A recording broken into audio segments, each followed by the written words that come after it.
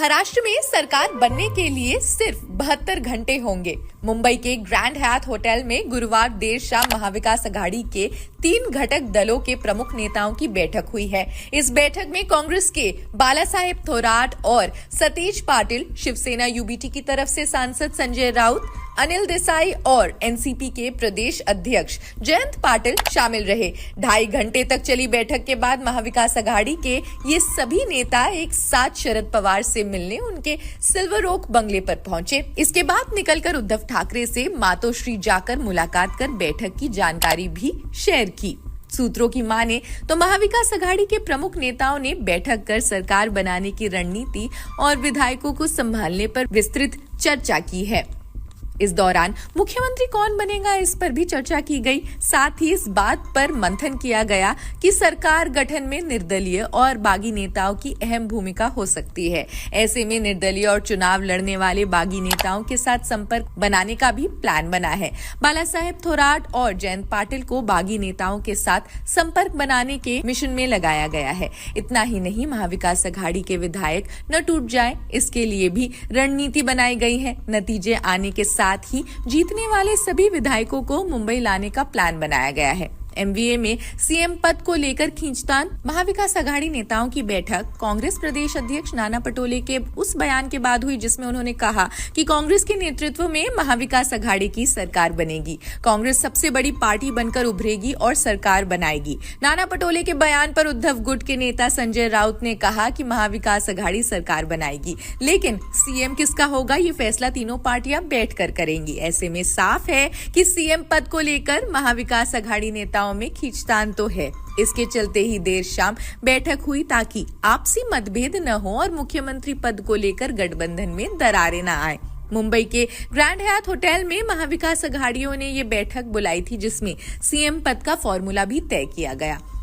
जहां एक तरफ सीएम की चर्चा तूल पकड़ रही है, वहीं दूसरी तरफ अघाड़ी में शामिल दल जिसके विधायक अधिक होंगे उसका ही सीएम बनेगा, ऐसा कह रहे हैं। इस तरह नतीजे आने के बाद तीनों दलों के विधायक सीएम पद के लिए नेता का चयन करेंगे।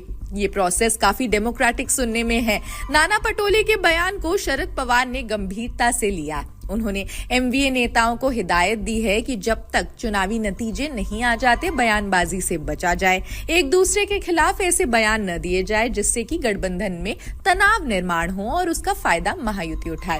20 नवंबर को महाराष्ट्र विधानसभा के लिए मतदान एक ही चरण में संपन्न हुआ। राज्य में इस बार 65% से ज्यादा वोटिंग हुई, जो पिछले 30 वर्षों में सबसे ज्यादा है। ये 6 महीने पहले हुए लोकसभा चुनाव की तुलना में लगभग 4% अधिक है। राजनीतिक विश्लेषकों के अनुसार इतने बड़े मतदान का बड़ा प्रतिशत सत्ता परिवर्तन के संकेत दे सकता है। कुल 10 में से 6 एग्जिट पोल्स का अनुमान है महायुति को स्पष्ट बहुमत मिलेगा। एग्जिट पोल्स के अनुसार जनता का झुकाव अघाड़ी की ओर भी है। वहीं कुछ पोल्स त्रिशंकु विधानसभा की संभावना यानी हंग पार्लियामेंट की संभावना जता रहे हैं। इन आंकड़ों के बीच मुख्य सवाल है, वृद्धिशील मतदान का लाभ किसे मिलेगा? एग्जिट पोल्स में बढ़त को लेकर महायुति में भी एक आत्मविश्वास है। शिंदे गुट और भाजपा के वरिष्ठ नेता लगातार बैठकों में व्यस्त है। नेता देवेंद्र फडणवीस ने कहा, हम जनता के विश्वास के साथ सरकार बनाएंगे। महाविकास अघाड़ी कांग्रेस, शिवसेना, उद्धव गुट और एनसीपी शरद पवार गुट अघाड़ी के नेता संयमित है।